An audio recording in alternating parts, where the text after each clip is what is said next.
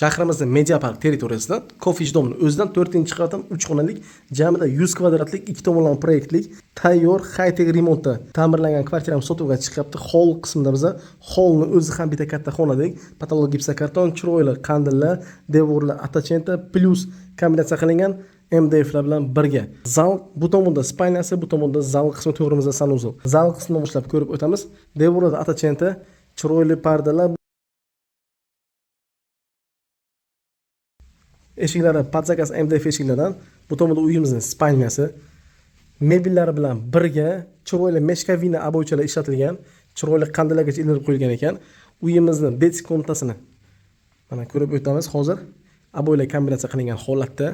Bu tomonda uyimizning oshxona qismi.